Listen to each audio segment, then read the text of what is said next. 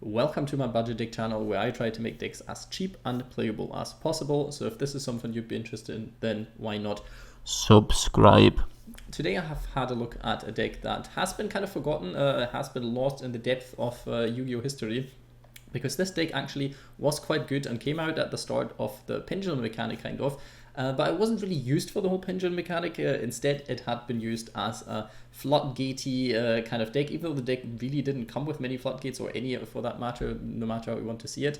But you could jam in goodies like Rivalry of the Warlords, Skill Drain, Summon Limit, Goes in Match, Lose One Turn, and so on. And with these kind of cards, you could shut down your opponent quite a lot, but you could easily get rid of them as well, using some of your own monsters' effects. Unless you have Skill Drain, then that's obviously a different kind of thing. But usually it would be enough to beat down your opponent through Skill Drain, or you could get rid of them with certain effects, stuff like Qliphort Stealth or the effects of Helix, and then you could just OTK your opponent one turn with effects of a Disk as well. And there was so much you could actually do, and this deck got a bit shafted a bit. Towers was a very oppressive card back then, Scout was a very, very strong card back then, but that has been hampered a bit by the fact of the master rule change, that you can't just pendulum summon 5 out of your extra deck every turn, and also has been hampered just by general power creep. Having a 2800 attack point vanilla monster on board while your opponent doesn't do much still isn't good enough. Sometimes it can be, especially in combination with Saqlifice. This can be quite a nice thing. So the whole variant of playing with tons of floodgates is still viable, but not for a budget deck, because as you can see, they're all super rares, and the only floodgates that aren't don't really work. I don't really want to play Dimensional Fisher, for example. I tried it, and Pendulum monsters then don't go to the extra deck. They actually get banished, which is an interesting ruling to know. And I don't really want them to be banished, because I kind of want to make use of the recurring effects from Carrier and Helix. And that is then when I realized, okay, there's a way to play this deck, not like a very competitive way, you can obviously see that already, but there is a way of playing this deck somewhat of a way that it was intended to be, and that is utilizing the pendulum mechanic, utilizing the tribute mechanic, and using some new Earth Machine support to also do some other kinds of shenanigans. And let's start right with the deck profile. We obviously run triple Qliphort Scout. Technically you don't have to if you want to keep it super mega cheap, but this card is one of the best cards of the deck, so I would definitely recommend to do so. And one thing to keep in mind, the effect is once per turn, but it's not a hard once per turn. So if you can get this card back to your hand or destroy it and place another one in your zone, then you can actually search multiple times during one turn. And one thing that I will mention that will come up in a bit, we'll talk about the vanillas first, because the vanillas are, well, they don't have effects, so the whole normal summon them as a level 4 monster doesn't come up. But one thing that comes up with them, and I'll showcase this right here, is you cannot special summon monsters except Qli monsters. This effect cannot be negated. So that is a bit annoying, a bit problematic, because back in the day, I understand how this was a thing, especially with pendulum stuff, so it's not like becoming a pendulum good stuff. A lot of the first pendulum monsters did have these kind of clauses on it, so they couldn't be abused too much. And at one point Konami just decided, it's like, well, doesn't really matter, we'll just drop this, and yeah, you crack on with pendulum builds that are basically just pendulum good stuff. But these ones sadly still have this clause, and that means it's very hard to play them with anything in conjunction that isn't Qliphort. So extra deck usually is kind of irrelevant, because you can't do that much. There are obviously things you can do about this, and I will be talking about this in a second, but yeah, it's a bit problematic with Qliphort in general, because that doesn't apply to, you cannot pendulum summon monster by Qliphort, but you can straight up not special summon monsters except Qli monsters, which is yeah, not very good. Monolith, on the other hand, I do really like this card, and that is one of the reasons why I wanted to find a build that doesn't run Pot of Extravagance. In theory, also because Pot of Extravagance is a triple super rare, and I wanted to cut down on the super rares, but also because technically you can draw up to like 3 or 4 cards with the effect from Monolith in your end phase, which is kind of redundant if you don't run a lot of hand traps, because then even if you draw them during your end phase, then if you survive your opponent's next turn, that can be quite strong, especially considering pendulum summoning is a thing. But if you don't survive your opponent's turn, then that effect becomes kind of useless. So yeah, it can be super strong, but if you want to fill your deck with hand traps such as Effect Veiler, Maxi, or Ash Blossom, or Ghost Bell, then that could be quite strong. Stuff that doesn't work that well is Infinite Impermanence, actually, and the whole Psyframe kind of stuff also doesn't work that well because you will have stuff on board, obviously, or hopefully. Ash Blossom, Joyous Spring, we get this card for free in one of the packs, so I wanted to include that one because you can already see this works pretty well. Going first, going second, Ash Blossom is a very neat card. And now to the Infinitrack package. We run one Anchor Drill because we can easily search this card, and this card can actually help us. Funny enough, you would think with how the Qliphots work, you would be able to go into level rank 8 with this, because if this card summons it, the Qliphort becomes level 4 then by their own effects, at least the effect monsters, and then you could, like you add them up, and 4 plus 4 is 8, so you could be summoning 8 monster, but that is not how it works, because it's about the original levels, and since they are modulated, the original levels would be 6, and then you can go into rank 10s, which is sometimes worse actually, especially if you want to play a bit on a budget, which ends up you can go into the whole creepy spider kind of line that you can do. You run all the spiders in this deck actually, which is quite fun. Also you can go into rank 4s then, so this card is actually not terrible. Plus, even with the Qliphort effects up, you can still use this card's effect because you can summon a Qliphort from hand, which is fine, and then go into Qliphort Genius, which is also nice, especially then you get one Qliphort in the extra deck, and you could pendulum summon into zones, then search a level 5 machine monster, and so on. So you actually can do quite a lot with this one. This one is just for the combo in combination with Brutal Dozer, same for Tunneller. Tunneller is your Pot of Extravagance with a few extra steps, obviously. This card can also draw 2 cards, get stuff back into your extra deck. Technically, it can also be used if your opponent disrupts you doing your whole combo or you're one short of machine monsters. It can help you get your Qliphort Genius back to your extra deck. Ooh, exciting. I know, but that's what it does. And Infinitrack Brutal Dozer starts the whole combo, summoning Trencher, then go into River Stormer. River Stormer can actually search your Qliphort Scout, which is quite fun. Most of the time you will be adding Tunneller though then, unless you already have this card, so you get enough cards into your graveyard to actually use the draw effect. Can be a bit problematic from time to time, but yeah, a lot of the time you can actually search Qliphort Scout with it, which is obviously very important in this deck. And since you run 6 copies of Brutal Dozer because of Heavy Forward, that's quite nice. Plus Heavy Forward sometimes catches an Ash Blossom by your opponent. If they really don't know how Infinitracks work as well, then it's quite easy to actually use Ash Blossom on this one, but usually it makes sense to wait more for the other Infinitrack cards because you can still Ash them most of the time, so it doesn't really matter. And Trencher can actually get you into a Qliphort Genius as well, so this whole package does actually add stuff to it, and you can do these whole combos before you put one of your scales down, so it doesn't really matter that you can't use them usually, so this is fine. If you draw multiple of those, you could decide to maybe cut 2 Brutal Dozers and then just run 4 copies of it. But also the fact that they tribute stuff is quite nice going second, because it triggers the effect of Carrier and Helix, because when they're tributed, then you can bounce 1 monster back to the hand or destroy 1 spell trap on the field, which is quite fun. Also, they can then, if you equip one of your monsters with Saqlifice, you can trigger obviously the second effect of Saqlifice and then search your Scout as well. So this adds multiple ways of searching your Scout to hand, and I felt like that was quite a creative way to play a more modern version of Qliphort. Plus it makes the deck good going first and makes the deck decent going second as well. If you had more hand traps, that would obviously be a tiny bit better, but it is what it is.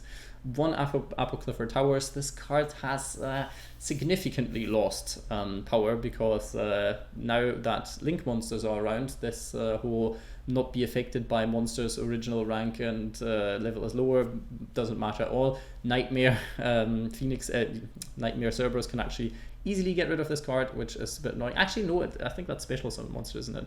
But you know, like Unicorn at least can easily get rid of this monster, and then it doesn't matter too much. The special summon monster lose 5 for an attack, harms you most of the time as much as your opponent actually. Doesn't go over Blue-Eyes Chaos Max Dragon, and Chaos Max Dragon is actually, funny enough, one of the bigger problems that this deck has to deal with, because you don't have all that much to deal with it. Some of the extra deck stuff kind of does it by crashing into it, but it's not that easy, I noticed in testing. But this card can still send stuff to the graveyard over, so it's not too bad. Qliphort Carrier, very nice card, basically does the same as Helix. They're both same level, both same stats. One is a 9 scale, one is a 1 scale. And if they're tributed, you do get extra effects, and you can see now they all have their crazy clause that if this card is a normal summon without tributing, which you can do, or if this card is special summoned, its levels become 4 and the original attack becomes 1800. You know, like back in the days, Beast King Barbarous and this kind of stuff. Kind of like that, but with a level modulation, which is a bit awkward from time to time, because ruling wise it felt like a bit of a nightmare to understand how this works, because it triggers before, like it gets summoned as a level 4 monster then if you do this, and it's a bit weird, especially in combination with Re-qliate. It's not all that easy to understand if you don't look into it a bit. Amorphage Sloth at 1. I like this card because first of all it's a low scale that doesn't have any restrictions on it, so technically you can use it as a low scale, and if you really have no other play starter, this is a decent enough floodgate that you can easily get rid of in this deck, because you can normal summon twice if you have Laser Qlip on the field, and you can easily normal summon over this card because you have level 6s as well in your deck. So and technically you could use Brutal Dozer to normal summon it over it, but usually you don't want to be doing this.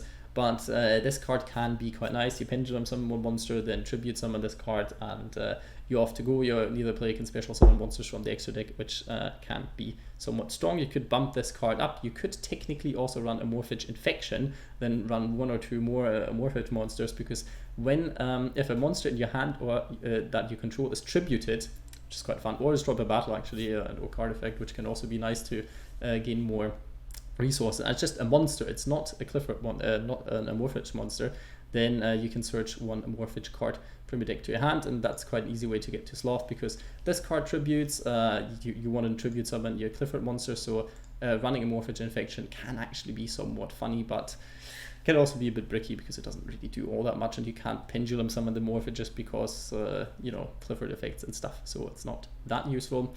Double Qliphort Disk, if you want to cut down on stuff, cut down on one of them. They're easily searchable, and usually one is fine. So if you want to be super budget, you could cut down one of them. It's basically a card that summons from deck, and with the effects of Carrier, Helix, and Saqlifice, you can easily chain block, so your opponent can't really ash this effect, at least the summon from deck. And this card helps you push for game or fill up your extra deck to be able to pendulum summon. Also can trigger the second effect of Genius, which is quite funny as well. And triple Qliphort Stealth. I ran this card at 3 because, and especially over Shell, because this card can actually, in combination with Helix, free up your pendulum scales, which is nice. It can bounce your Scout, which is also nice. Your opponent can't respond to the bounce effect of Stealth, which is also nice. So this card could enable your extra deck combos again, because then you don't have cards in your pendulum zone, and they don't restrict you from summoning anymore, so this can be somewhat neat. And also you can get rid of annoying stuff from your opponent, but still targets, but we deal with that because we have to. We run Summoner's Art because it searches Monolith and it searches Scout, and that is, at least Scout is a card that you definitely want to be searching. Saqlifice kind of makes your monster not be able to be destroyed by battle, and gives it a miniature boost, which can be quite nice, especially if you decide to go the more floodgate route. This card can be quite nice. Also, it replaces itself with a Qli monster from your deck, which is strong sometimes. You will notice if the game drags on, either you don't have any cards or you will have too many cards, so sometimes this doesn't really do what you want it to do anymore. Laser Qlip at 1 because it's searchable, it's a normal rare, and it allows you to double normal summon, which can be quite important, especially if you run the whole Infinitrack kind of stuff, because you will have to normal summon a card beforehand to go into Infinitrack Brutal Dozer to be able to use this effect. Most of your Qliphots can actually be normal summoned, well, at least the effect monsters can. So that's actually fine, but you want to make sure maybe sometimes that you still have your normal summon afterwards for doing certain things, especially if you get this card first. If you draw this card, then the whole Amorphage stuff still would work as well. So this can be nice. Heavy Forward, a card that works quite well with the whole deck. It searches your Infinitrack stuff. You can use it with Qliphort Genius to negate effects. You can, if it clogs up your spell trap zone, you can easily pop it with Helix as well, or just use the effect to attach this to one of your monsters. Forbidden Chalice, this is where any good hand trap goes, but this card could go in first, go in second, budgety. Yeah, you know the drill if you're a subscriber of this channel. Infinite Impermanence, free cards that you get, and it's quite nice, so I would definitely run that at 1. Solemn Judgment, because this deck kind of wants to go first, but in theory you can make this a go second version actually quite easily if you have the right cards. And for some things, this deck works actually better going second than going first, especially if you don't decide to run all of these floodgates. So Solemn Judgment could be easily taken out, but this is your protection from certain spell trap cards that are a bit too strong. Re-qliate, a card that I want to talk about because this card is, it sounds really strong and it really isn't. It's very annoying. I put it in here because it kind of does stuff for Qliphorts a little bit, but yeah, you could cut it if you want to and just search Laser Qlip or Saqlifice most of the time with Qliphort Scout if you have already accumulated your scales, then you don't need to search this card, but technically you can, because it sounds good if a monster is normal or flip summoned and it's a level 4 lower monster, negate its effects until the end of this turn. But at one point you realize that this card effect actually activates, which is terrible, because if you have a monster that says if this card is normal summoned and you normal summon it, then the normal summon triggers this card, and then the effect of the normal summoned monster triggers, which is terrible, because then obviously you can't do anything about it, which yeah, works for certain monsters that have to activate the effects. But for example, I could use, at least on my turn, I could use Infinitrack Anchor Drill after I use after Re-qliate is already on board, which is a bit stupid. And same with special summon monsters, so this is a bit problematic. It works against certain things, but not against too much. It doesn't work against link stuff, so yeah, it has this whole thing that it works with your own Qliphort, so they all become like the normal attack point monsters. So you have a normal summonable 2800 attack point monster, which is somewhat nice. And the whole banish thing is also quite nice. The opponent's high level monsters don't hit the graveyard, which can be good. But this card is a little bit worse, and you'll see it when you actually play it. Then you might think for the extra deck, some rank 4 stuff doesn't really matter. This card matters, some rank 8, the cheap rank 8 stuff, because technically it's possible to do rank 8 shenanigans. Usually it wouldn't be, but you can, because you run actual level 8 monsters. So in theory it is possible if you have 2 stealths. But yeah, I didn't know what else to put in. Extra deck, put in whatever you like. This comes up sometimes because you can climb into them. If you need a 4000 attack point monster, that can be quite nice. You need triple Goliath for getting as many of them into the graveyard as possible during your combos, because that is what gets Tunneller life. Genius is a very nice card. Effect negation, it's immune to spell traps, and it also can search your level 5 or higher machine monster when 2 monsters are special summoned at the same time to the zone this card points to. You could run this card too if you like. We have this card in here. It does nothing for the deck, but technically it's a recurring link monster thing. If you need another zone to point to stuff, because you can special summon this card from the graveyard, that's it. Decode Talker, because you get it for free link climbing wise. Raster Liger, because you get it for free link climbing wise. Obviously Access Code Talker and this kind of stuff is a lot better. Ancient Gear Ballista is a card you could consider, because this card actually, for going for a second, works quite well, because not because of the first effect, sadly. Would be quite nice if that did stuff for you as well, but it does not. You can target 1 spell trap you control and 1 face and monster your opponent controls, though, destroy that card you control, and if you do, change that opponent's monster's attack to 0, which is very important, and can actually help you a lot of the time, because you will have a lot of stuff that you can pop actually. Could pop Saqlifice, for example, to get another search. You could pop the field spell. You can pop, I think, Pendulum Scales should work. So this card actually does quite a lot, but you usually can't summon this card when you have Pendulum Scales out ready, so you'd have to set them afterwards and then destroy them. It would be a bit weird, but technically you could do that. So this card actually adds a lot to the deck as well. If you want to go second, play stuff like Harpy's Feather Duster, obviously. One card to consider, people played back in the days, Performer Palette Trampolines, because you could bounce your Qliphort Scout, or any Qliphorts for that matter, and then you are not locked anymore. So technically this is quite fun, but this is when you pendulum summon, so you already afterwards can't pendulum summon anymore. Could put it in for stuff like Sloth if you want to use some other low skills, that's fine, but I don't think we need to play this card anymore at this stage in the game. Hope you enjoyed the deck profile. Leave a like, comment, subscribe, but most importantly, hope you have a good day.